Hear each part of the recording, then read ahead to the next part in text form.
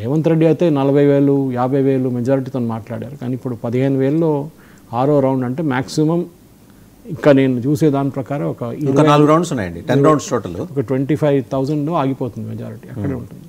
25,000 సరిపోతుందా అంటే that's a good question. 2 లక్షల ఓట్లు పడ్డ తర్వాత 25,000 సరిపోతుందా? బీజేపీ క్యాండిడేట్ డిపాజిట్ వస్తుందా? అది ఇంకో క్వశ్చన్ అనమాట. చాలా మటుకు మీరు జూబ్లీ హిల్స్ ప్రసక్తి చూస్తే బీజేపీ దాన్ని నెగ్లెక్ట్ చేశారు. ఒకటి కిషన్ రెడ్డి కష్టపడారు చాలా, దాన్ని నో డౌట్ అబౌట్, గల్లీ తిరిగారు, ఎందుకంటే ఆయనకి రెస్పాన్సిబిలిటీ ఉంది కదా సిటీ. కానీ దాని తర్వాత అక్కడ మీరు ఏ బీజేపీ మేజర్ లీడర్ని చూడలేదు మీరు అక్కడ. కొంతమంది వచ్చారు, వచ్చి వెళ్ళిపోయారు అంతే. So possibly they given up.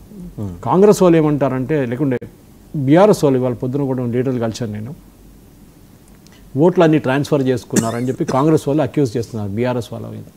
అంటే బీజేపీ వాళ్ళు ఎట్లయినా మేము ఓడిపోతాం కదా అని చెప్పి. మా ఫ్రెండ్స్ ఇద్దరు ఉన్నారు, I don't want to name them, వాళ్ళు జూబ్లీహిల్స్లో ఉంటారు, and very well financially very well to do. వాళ్ళు నాకు చెప్పారు, and they are original BJP supporters. వాళ్ళు ఏమన్నారంటే, అన్న ఎట్లానే వీళ్ళు గెలవరు, మనకు తెలుసు, మన ఓట్లు ఎందుకు వేస్ట్ చేయాలి, కాంగ్రెస్కి వేయకూడదు, బీఆర్ఎస్కి వేద్దామని చెప్పి మేము వేసామంటాం. That's a point.